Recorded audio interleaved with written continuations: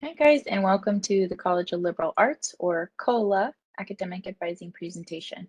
My name is Zoe Terrico. I am the Academic Advisor for the first year programs in the College of Liberal Arts, which means a lot of the communications that you guys will be getting for the next year, so the fall 2022 and spring 2023 semesters, will be from me. More than likely, if you schedule your appointments with the Wilson Advising Center, then your advisor will also be me, unless I am not available for whatever reason. But welcome, and let's get started. So welcome, class of 2026. 2026 is just your four-year default graduation plan. This may fluctuate depending on if you have AP credit, IB credit, or if you just have generally any other goals going on, if you have dual majors. So again, everyone's defaulted at the four-year graduation plan, which is spring 2026. So we do have a few tips as advisors for our students to help you start your academic journey. The first one is going to be go to class. It might sound kind of obvious, but history will show that students don't always go to class, and those who do not always go to class are a little less successful in reaching their graduation goals. So when in doubt, go to class. It's very important for you to get the information and hear things with your own ears and see things with your own eyes. You'll also be able to make those connections with your professors, your instructors, as well as your classmates.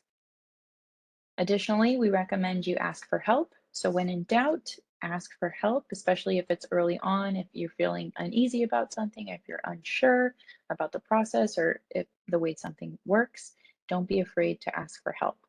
This is a new experience for most of you, if not all of you. You're going to be embarking on an academic journey. So we don't expect anybody to know everything. We don't expect you to have all of the answers, but we do expect you to ask for help. Third, we recommend you utilize your resources. So asking for help is one thing. So if you're needing some assistance for maybe an English course, we can refer you to the Writing Center, maybe some tutoring services, something along those lines. But actually utilizing those resources is going to be up to you. So if we recommend go to tutoring, then you'll have to follow through and schedule with the tutor, connect with a tutor, go over to the office, email them. So again, we can give you lots of resources and support across campus, but make sure that you're following through and you're utilizing those resources. Fourth, we would recommend that you set goals for yourself. So setting goals is going to be important just generally in life. If you set a goal, then you usually have to take some steps to work towards it, follow through, which may pose some challenges for you, right? But ultimately, once we reach some goals that we set, we build our confidence, and then it encourages and inspires us to set more goals and make more challenges for ourselves. So get in the habit of just setting goals. They could be small, they could be large, long-term goals. Um, they could be something personal, they could be something academic as well. So for example, if you want to wake up a little bit earlier, that could be a goal of yours. How can you start to wake up earlier? Well, take a look at what your habits are, what time do you go to bed, things like that, and then adjust accordingly. You can also have academic goals. So say you want to get straight A's for the semester. Okay, so then that means that you're going to have to kind of step back and then identify which steps that you have to take in order to make those goals. So get in the habit of setting goals for yourself. Again, they could be short term, long term, they could be small goals, large goals, anything. Just get in the habit of setting some goals for yourself. Additionally, get involved. So getting involved could be a goal for you, but generally speaking, getting involved is duly important because you can create your own community here on campus. You can network, you can expand your network.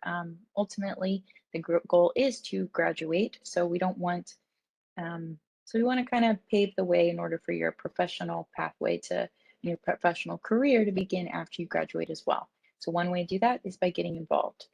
Additionally, getting involved can also help with decompressing. So school is school, right? So you're encouraged to use your mind and provoke thought. So sometimes we need a break from those things. So some activities that you can get involved with don't have to be academics. It could be something if you want to get some physical exercise. There's lots of travel clubs over all parts of the year, all times of the year, including the breaks, the summer and the winter breaks. But get involved, find a sense of community, do some self-reflection. And then getting involved doesn't mean that you also have to like everything. Try new things. Don't be afraid to try new things. Don't be afraid to be honest with yourself as well, and admit if you did or did not enjoy something, or if you want to pursue something or not. And then lastly, take personal responsibility.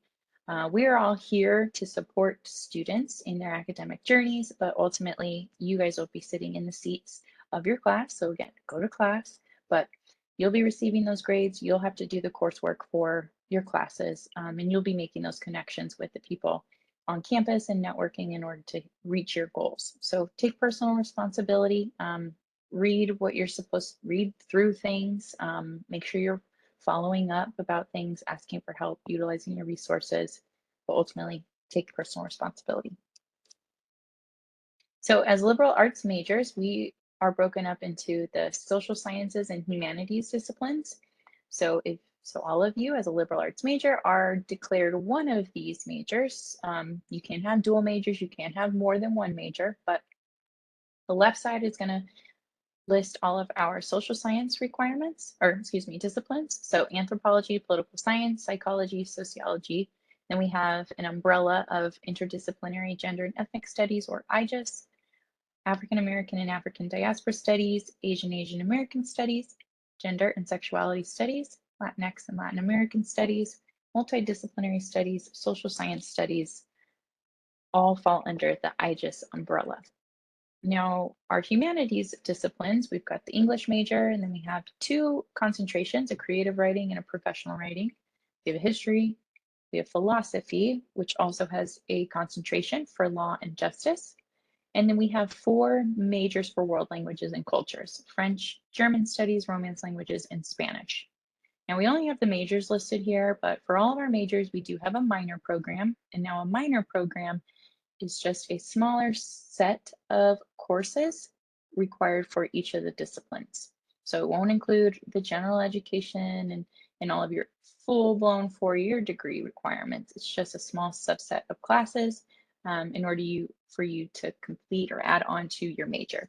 Minors are not required. If you have questions on minors, schedule an appointment with the advising center, and then we'll be more than happy to go over everything with you. Now, for our minors, we have every one of these majors plus some more. We do have a few more minors, especially for our languages. We have a couple more language minors that we don't have full major programs for. So the Wilson Advising Center is the advising center for all College of Liberal Arts majors. So we support all academic departments within the College of Liberal Arts and provide academic advising services for all of our majors and minors. So as I mentioned, we just went over all of our majors. We have all matching minors and a few more. So each one of those minors, they all have their own departments that include faculty and staff that work to support the students and make sure your guys' classes and experience are fulfilling. And we connect those departments further with students as well. So we're just another point of connection. We also assist with class scheduling and ensure degree progress is being made. So when you come and see us for an advising appointment, we will give you course recommendations. We'll go through your degree plan and make sure that you understand what your requirements are and kind of the sequence of the courses and when's a good time to take some classes and not other classes. We would encourage you to share with us as well during your advising appointments, at the very least, about your academics and kind of your goals and some of the things that you may be interested in, you may be thinking about, and that way we can kind of shape your program and maybe the classes that you take to fit your goals specifically. So we'll connect students to campus resources and opportunities that will enhance the college experience. So again, we say get involved, make goals. We have the resources to get you connected to what maybe some of those goals are, maybe some of those interests are. We have over 300 clubs and organizations on campus. So if there's not something that's already established that you want to be a part of, there's also ways that you can create your own club and your own organization as students for others to share and be the source of connection for as well. Again, that's just the involvement portion of it, but campus resources, this could be financial aid and scholarships. We mentioned tutoring services before, and any other kind of opportunities that may be complementary to your goals. We'll also engage in discussions about graduate school, professional schools, career planning, and teaching. So some of you may already have it in your mind that you want to move on to graduate schools. Some of you may know that you have to go on to graduate schools in order to perform the job that you would like to.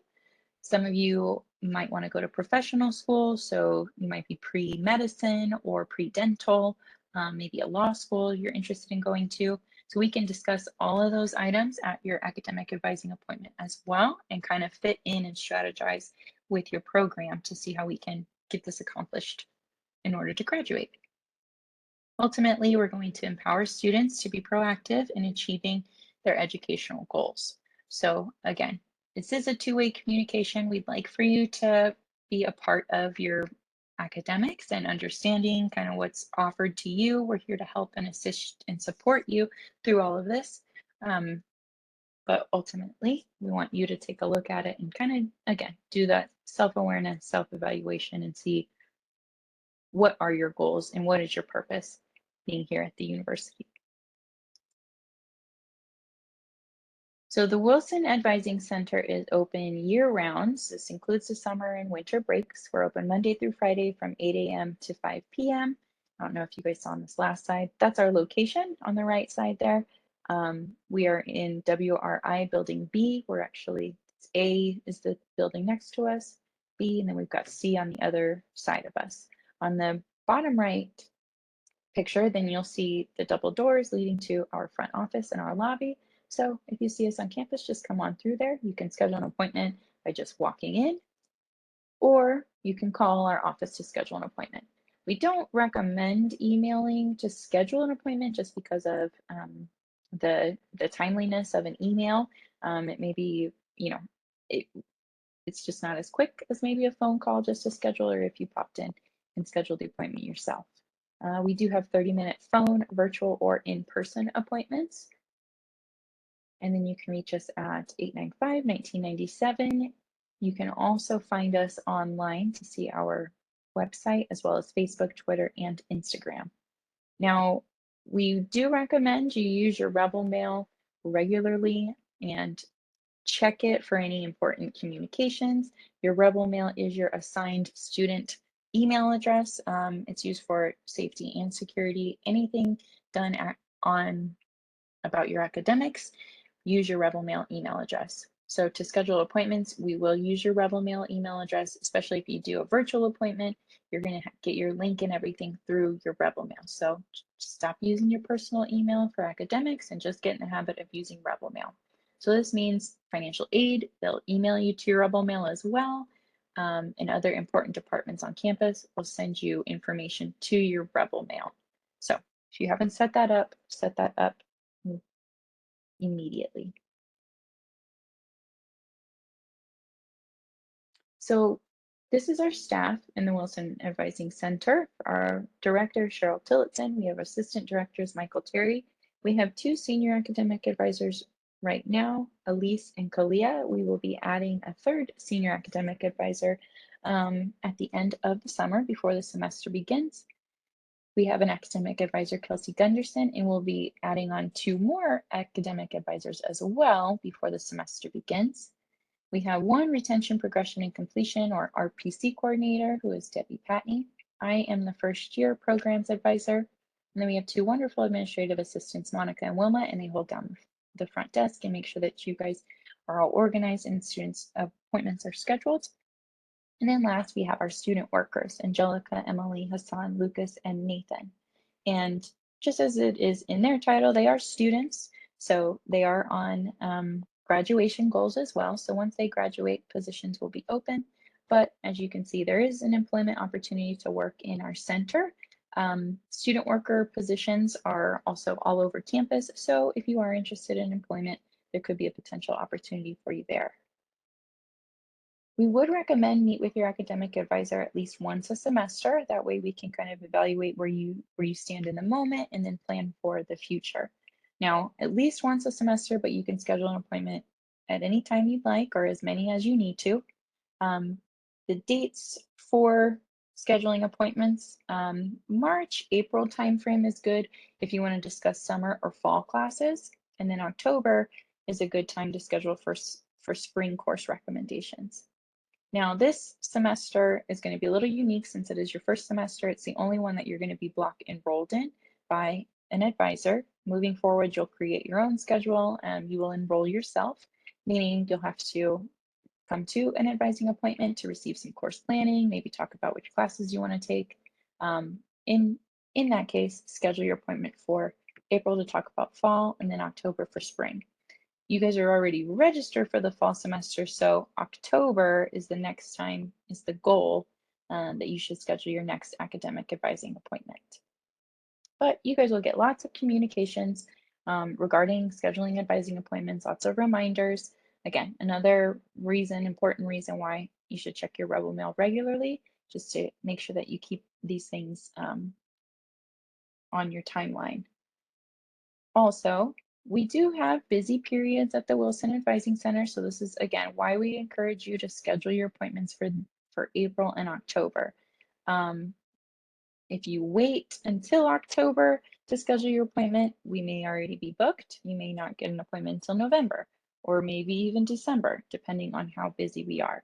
So you can always schedule an advising appointment early. Just don't forget that you scheduled it early, but we would encourage you to kind of keep April and October in the back of your mind for scheduling advising appointments. So in the upper right, we've got the 4 class standings: freshman, sophomore, junior, and senior. Now, 0 to 29 credits is considered a freshman. Once you earn 30 credits, you're a sophomore. Once you earn 60 credits, you're a junior. And then once you earn 90 or more credits, you're considered a senior. So as you can see, with every 30 credits earned, you progress to the next class standing. So you do need a minimum of 120 credits in order to graduate. So we have a slogan called 15 to finish, and this is just ways to earn 30 credits per year to graduate in 4 years. So also, as you can see, there are 4 class standings. So if we want to bump up a class standing every year, that's the way we'll consider staying on track for graduation. Now, if we take 15 credits in the fall and 15 credits in the spring, then we can reach our 30 credits for the year, and you'll bump up to the next class standing. Now, sometimes 15 credits may be a lot for somebody or for a student, depends on how many other responsibilities you have outside of school, just kind of a couple of factors, right? 15 credits is usually about 5 classes. Most classes are going to be 3 credits. Some will be 1 credit, some will be 4 throughout your program, but for the most part, all classes are about 3 credits. So it's about 5 classes to be 15 credits. Again, that may be a lot for somebody who has other responsibilities or just management. So in that case, we would encourage you to always be enrolled in at least 12 credits. So 12 credits is considered full-time in the eyes of financial aid, a lot of scholarship eligibility, and just satisfactory academic progress. So 12 credits, about 4 classes, 12 credits in the fall, 12 credits in the spring, plus the remaining 6 credits over the summer will get you to that 30 credits for the full year. Now, this can be a combination as well. So maybe 15 credits for the fall, you do just fine. And then the spring semester, you go down to 12 credits. Then that would leave 3 credits remaining for the summer term. Now, right now, as freshmen, or if you have 29 credits and below, the maximum amount of credits you can enroll in each semester is 17. Once you earn 30 credits or more and become a sophomore, then you can enroll in up to 18 credits a semester, which ends up being about 6 classes. For some of you, this will be beneficial. This will work out just fine. You guys can add on that extra class. This may be an opportunity or a way if you want to graduate early or plan to graduate ahead, or kind of fluctuate as you need to. But 30 credits per year times 4 years is going to get you to that 120 credits. Now, you can't just earn 120 credits and then you graduate. You do have a declared major. You do have specific program and degree requirements that you have to make sure that you fulfill. These requirements are broken down to 4 different areas. Your general education core, your COLA, again, that's College of Liberal Arts core courses, your major department courses, and then your elective credits. So one nice thing about liberal arts majors, we tend to have a lot of elective credits, meaning these are classes that you get to elect to take. So you get to pick which ones you want to take. They don't have to fulfill a requirement for general ed or your major requirement. They can just ultimately be something that you want to explore, that you're interested in, or anything along those lines. In this case, that may be an area where you want to add on a minor as well, which will be a subset of classes to fulfill those elective credits. But ultimately, we've got your general education, your COLA core, your major, and then your electives. And they'll vary depending on what your declared major is as far as each credits in each area, but they all end up calculating to 120 credits for your graduation. So of that 120 credits, at least 60 credits must be earned from a 4-year institution. So this, you can have CSN or 2-year credits, but at least 60 credits must be from a 4-year institution. At least 42 credits of that 120 also must be upper division, so 3 and 400 level. 3 and 400 level courses are usually geared towards junior and seniors. You will have 1 and 200 level courses that are considered lower division. These ones you'll complete primarily through your first and second year, your freshman, sophomore class standings. Then last, 30 credits earned must be from UNLV. So your last 30 credits of your 120 have to be within the liberal arts college and from UNLV in order to earn your degree from UNLV. So part of the general education core requirements, we'll start on the right side there. You do have 3 gateway courses. These are courses you must complete before you earn 30 credits or bump up to a sophomore class standing. The first one is your first year seminar. So this is COLA 100 LA or HON 105 or Honors 105 if you're an honors student. Now, all of you are registered for your first year seminar unless the requirement is waived. You also have to complete your English 101 and your 100 level math for your major. Now, for English and math, you are put into these courses based on your ACT or SAT placement scores. If you took the ALEX math placement at UNLV or the English composition placement, then we go off of those scores as well. Now, because they go off of your placement scores, some of you may be placed directly into English 101. That's a 3-credit course, and you'll knock that out in 1 semester. Some of you may be placed into English 101, 3 credits, English 100L, which is 1 credit, and 105L, which puts you in the whole co-requisite English course.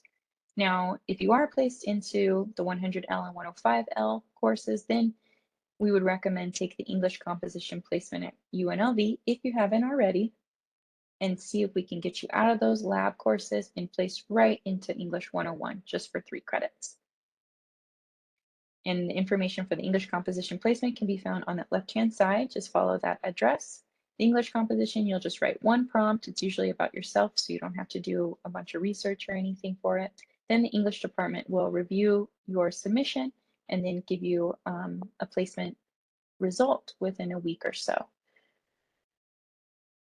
Now, your 100 level math course for your major, same concept.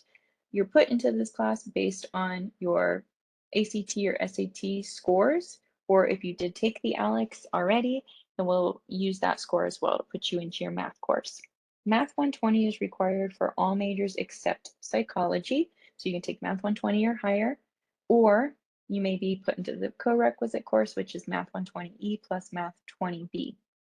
For psychology majors, you have to take Math 124 or higher, which is college algebra, or you can be in the co-requisite course Math 124E and 24B section. Now, if you are in one of the co-requisite courses and you want to place right into your 100 level math, then we would encourage you to take the ALEX Math Placement Assessment, which that information's on the left-hand side as well in the bottom box. But this is also free and online. You can access both placement exams with your ACE account through Web Campus.